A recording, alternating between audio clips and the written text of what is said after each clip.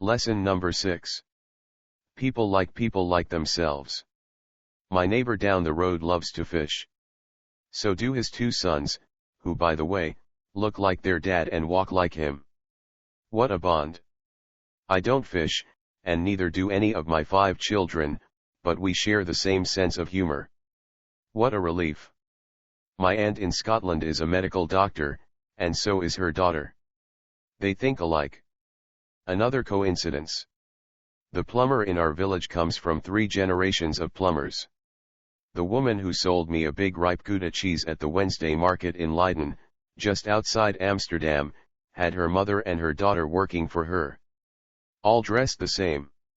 What's going on here? Is there some kind of pattern emerging? How come they are so much alike?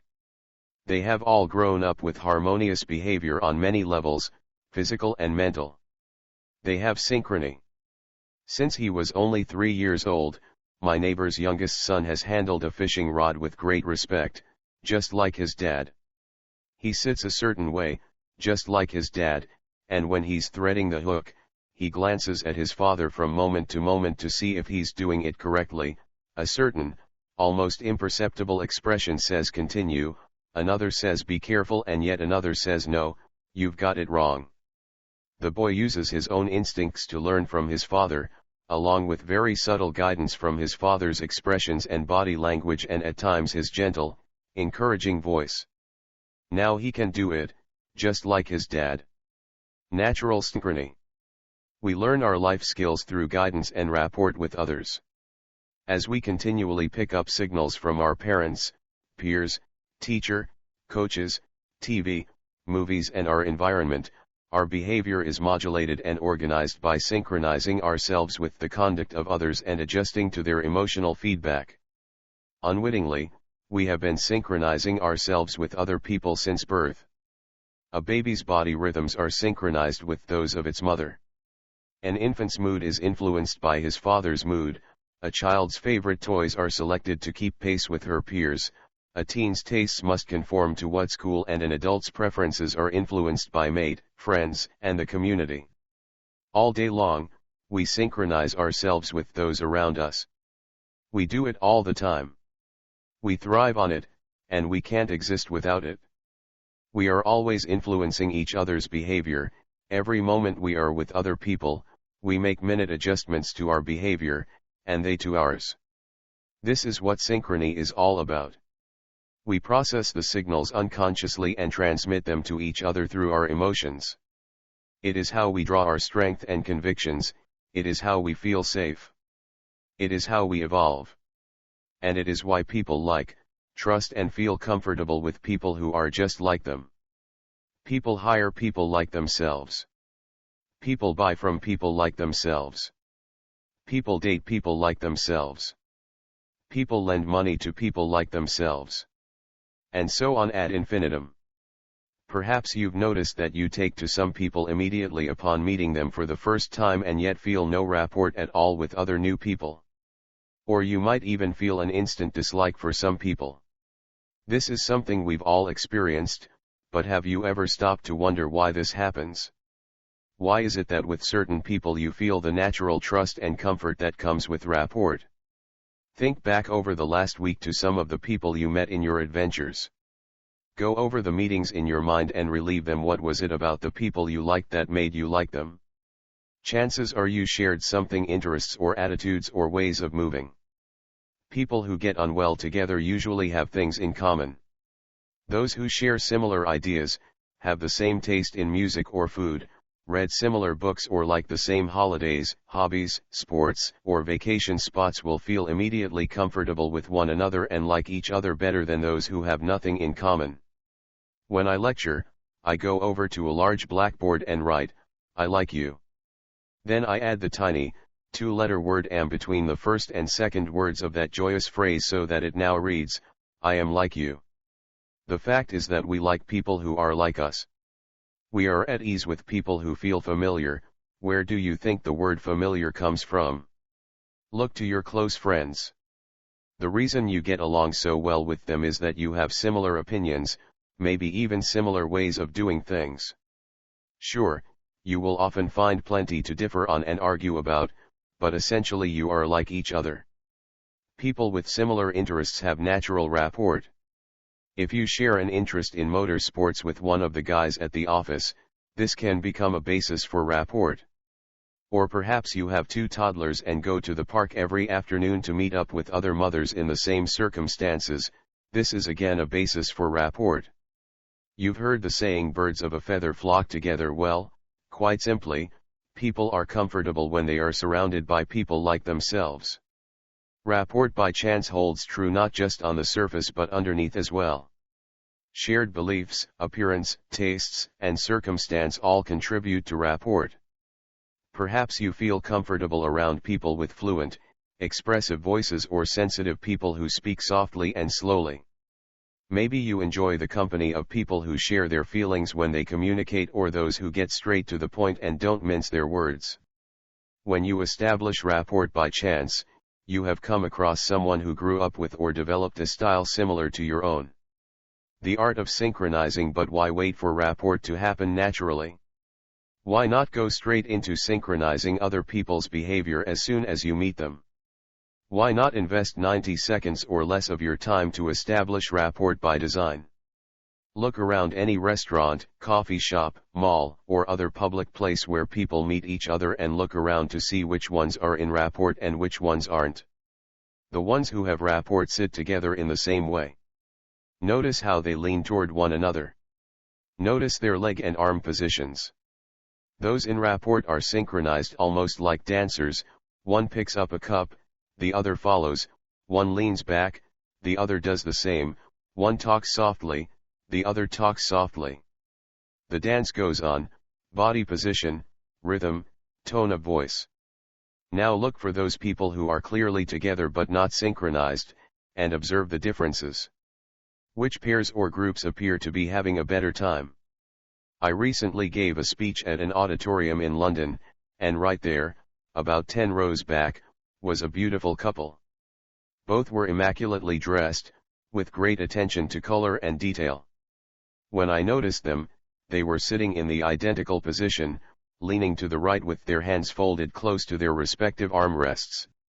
Then, as if responding to a pre-arranged signal, they both transferred their weight onto the other armrest, like synchronized swimmers, nodding and smiling in unison. They confirmed everything I was saying. I caught up with them afterward and learned that they had been married for 47 years. They were fit, healthy, happy, and totally synchronized.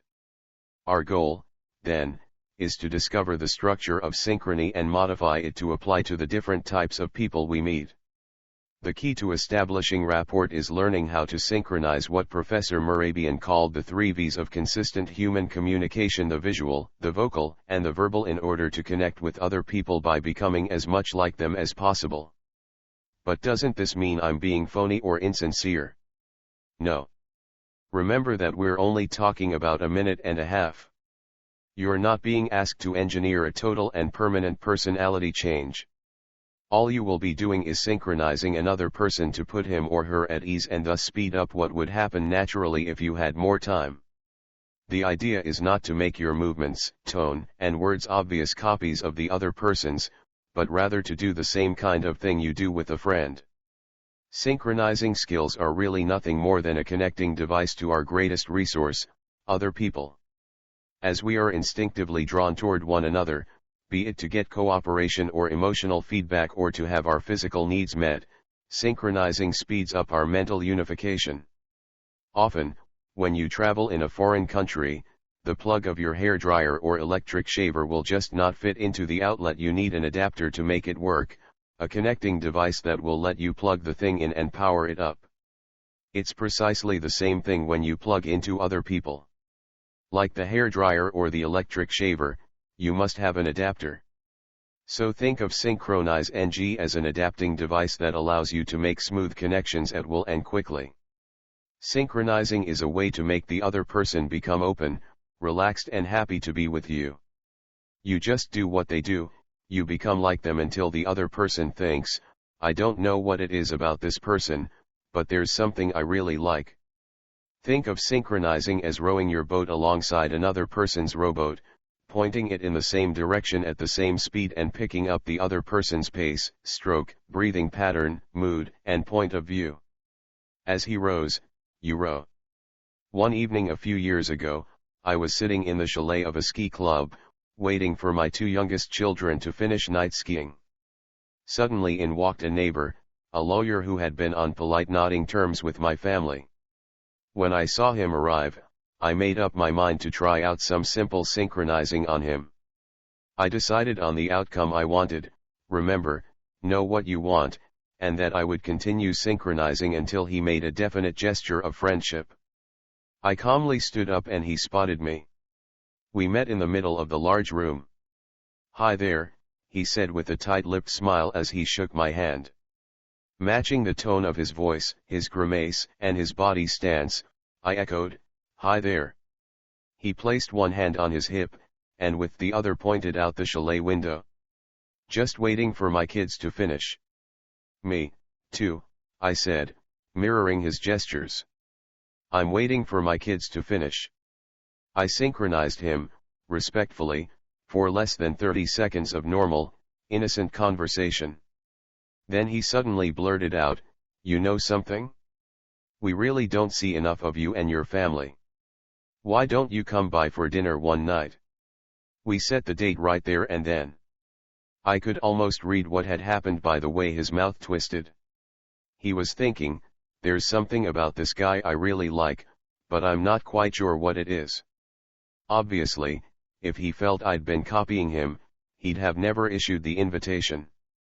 I had approached him with a really useful attitude of warmth that, even though I was synchronizing him, I kept fairly close to the surface.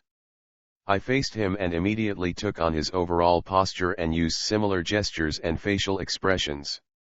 The vocal part, his voice tone and speed, was easy to fall in with.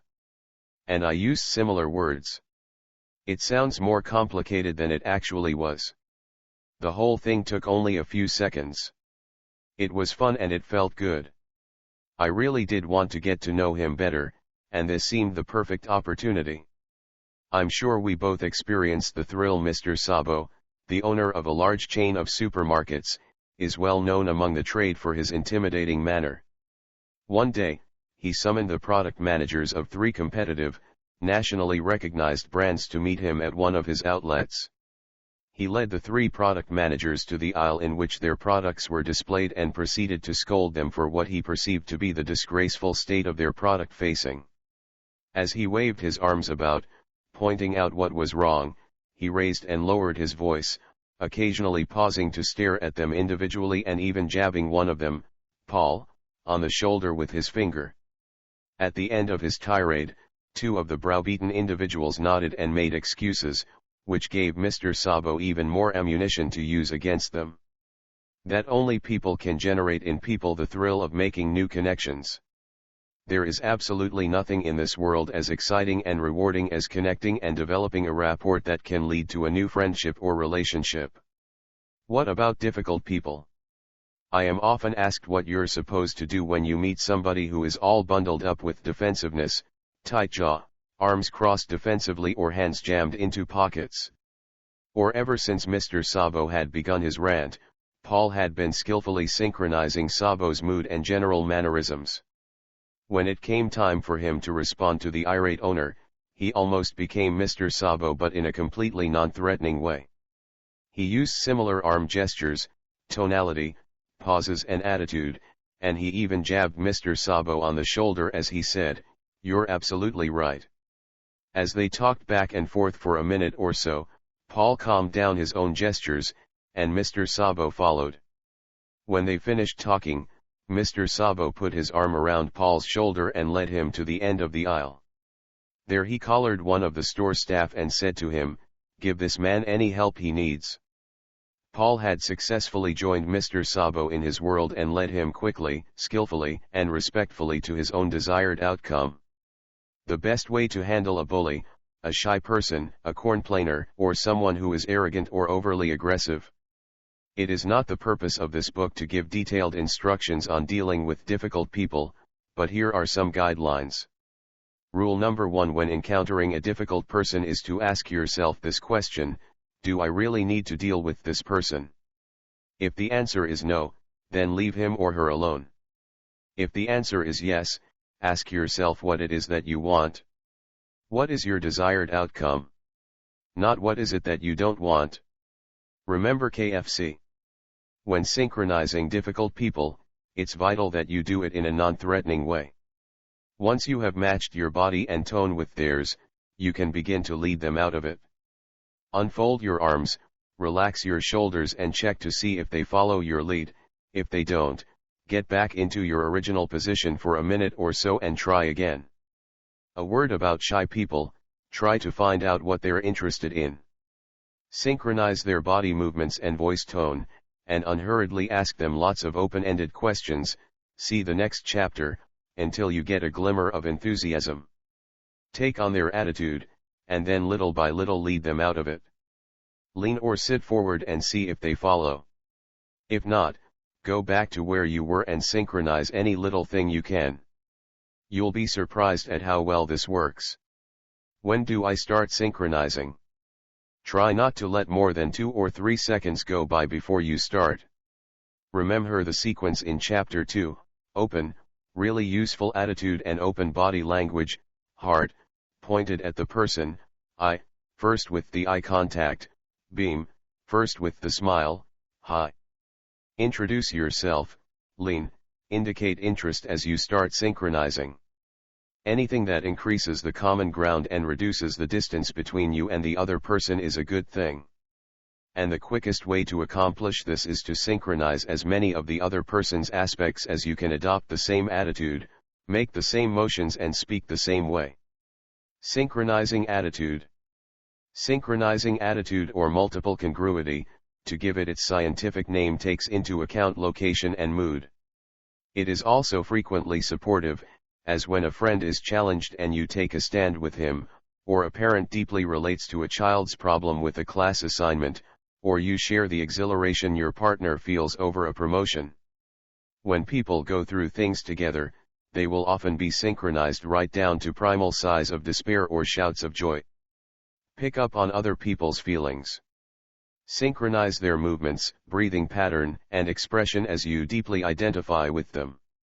Tune into the overall mood suggested by their voice and reflect it back. Synchronizing body language. As you already know, body language accounts for 55% of our communication. It is the most obvious, easiest, and most rewarding feature to synchronize on your way to rapport. If you get nothing else out of this book but the ability to synchronize other people's body language, you'll be miles ahead of where you were last month. Doing what comes naturally. Dave was out looking for an anniversary present for his wife. He had whittled his thinking down to 2 ideas. It was to be either the very latest palm-top computer or a painting to hang in their breakfast room. From where Dave parked his car at the shopping mall, it was more convenient to visit the computer store first. Fortunately, it was mid-morning and the store wasn't too busy. Dave approached the counter, where a salesman in a dark suit was nodding and smiling. So far, so good.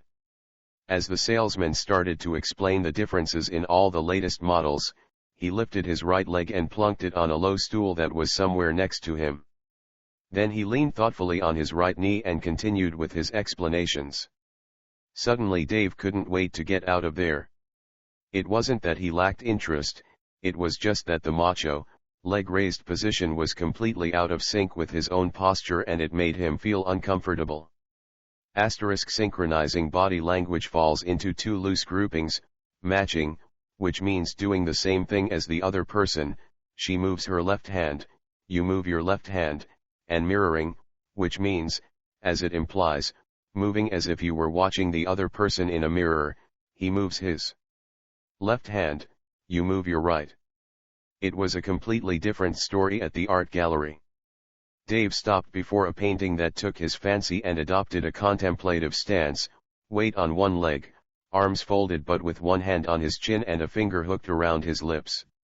After maybe a minute, he became aware of somebody standing quietly next to him and heard a soft, supportive voice say simply, "Nice, isn't it?" "Yes, it is," Dave replied in a pensive voice. "Let me know if I can help you," said the lady at his side. She withdrew to another part of the gallery. Within 5 minutes, Dave had bought the painting. It seemed the natural thing to do. Dave felt comfortable just looking at the painting. The woman had slipped in beside him, taken on the same body language as his and dropped into the same attitude. She made a seamless connection by exercising perfect, effortless synchrony, 55% body language, 38% voice tone and 7% words, the 3 Vs. Maybe you're thinking, but won't other people notice that I'm copying their behavior? Actually, they won't, unless the copying is blatant. Remember, your movements must be subtle and respectful. If someone sticks a finger in his ear and you do the same, then yes, he'll probably notice that. But when a person is focused on a conversation, he or she will not pick up on subtle synchronizing. Particular gestures. Hand and arm movements are especially easy and natural to synchronize by matching and mirroring. Some folks raise their shoulders when they talk, others wave their hands around as they express themselves. Do whatever they do. If you find it uncomfortable at first, then go at it a little at a time until with practice you become an expert synchronizer. Just the fact that you're noticing these different types of gestures is a big step in the direction of making people like you in 90 seconds or less. Body posture. Overall posture is known as the attitude of the body. It shows how people present themselves and is a good indicator of emotional state. That is why we sometimes refer to it as adopting a posture. When you can accurately adopt a person's posture, you can get a fair idea of how he or she feels. Overall body movements. Whether it's a job interview or striking up a conversation at the museum fundraiser, observe the person's overall body movements, then gently mirror or match them. If he has a leg crossed, then cross a leg. If he's leaning against the grand piano, do it, too. If she's sitting sideways on the banquette, sit sideways. If she's standing with her hands on her hips, do the same. Body movements like leaning, walking and turning are easily synchronized. Head tilts and nods. These are the simplest movements to synchronize. Fashion photographers know that most of the feel of a terrific cover shot comes from the innuendo created by subtle tilts and nods of the head. Sure, the face is important, but it's the angles that carry the message. Pay close attention to them. Most good physicians and therapists find that they synchronize tilts and nods without giving it a second thought. It says, "I hear you, I see what you're saying and I feel for you." Facial expressions. Along with tilts and nods, synchronized facial expressions show agreement and understanding. They come naturally. When he smiles at you, your natural inclination is to smile back. When she shows wide-eyed surprise, give it back to her. Look around at the next luncheon or dinner you attend, and notice how those with the deepest rapport are doing it all the time. It's an easy and natural, surefire way to make someone like you in 90 seconds or less. You can match the same amount and same style of eye contact. It may be fleeting, or direct, or coy, whatever it is, pick up on it and return it in the same way. Breathing. Pay attention to breathing. Is it fast or slow? Is it high in the chest, low in the chest or from the abdomen? You can usually tell how people are breathing by watching their shoulders or the folds in their clothing. Synchronizing their breathing can be soothing and comforting to them. In and out of sync.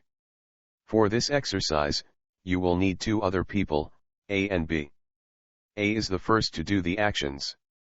B synchronizes with A's actions. You start off as the director. Sitting, standing or walking, A and B converse casually about anything they want. A makes a point of moving about enough to give B some body movements and gestures to synchronize. After about a minute, tell them to break synchrony. At this point, B deliberately mismatches A's movements. After another minute or so, instruct B to get into sync again. Then, after another minute, get them to break once more. Finally, have them get back in sync before finishing. Now switch places with A or B. Keep rotating so that each one of you assumes a different role in the exercise. Compare notes at the end of each rotation. The comments will most likely be similar to these: when I broke synchronization, it was as if a huge wall had been erected between us, and when we stopped synchronizing, the level of trust plummeted. You can also try this out on your own. Synchronize someone for a couple of minutes, then deliberately mismatch his or her movements for 1 minute before getting back ** into synchrony again.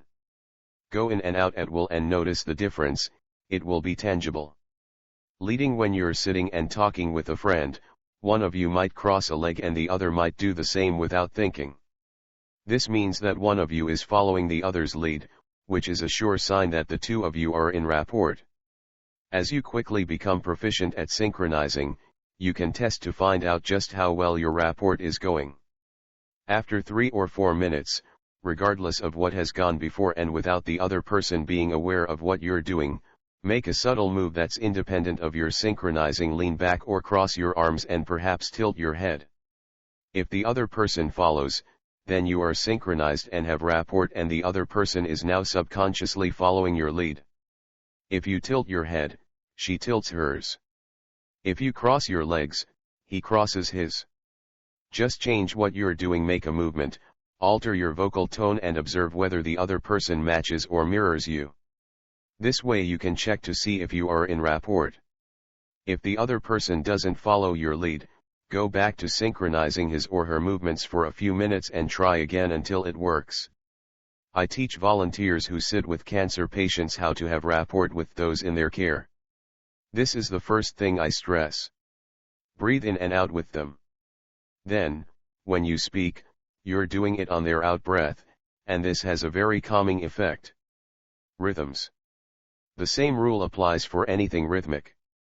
If she taps her foot, tap your pencil; if he nods his head, pat your thigh. In the right circumstances and with judicious application, this works well as long as it is beyond conscious awareness. If not, the next sound you hear may be the door slamming shut or worse. Just use common sense and discretion. Synchronizing voice accounts for 38% of face-to-face communication. It reflects how a person is feeling, in other words, his or her attitude. People who are confused will sound confused, and people with a curious attitude will sound curious. You can learn to synchronize these sounds. Tone. Notice the emotions conveyed by the tone of voice. Tune into these emotions, get a feel for them, and use the same tone. Volume. Does the other person speak in a quiet voice or a loud voice? The value of synchronizing volume is not so much in doing it, but more in what can happen if you don't do it. If you are naturally loud and excitable and you meet someone who is more soft-spoken and reserved, it goes without saying that the other person would feel much more at ease with someone who spoke in the same tender tones. Conversely, a jovial, backslapping loudmouth would surely find lots of common ground with someone who radiated a comparable degree of exuberance. Speed. Does the other person speak quickly or slowly? A thoughtful, slow-speaking individual can be completely unsettled or flummoxed by a speed talker, just as much as a slow, ponderous talker can drive a quick thinker to the point of distraction. Talking at the same speed as someone else makes as much sense as walking at the same speed. Pitch. Does the voice go up and down? Voice pitch is one way to change someone's energy level.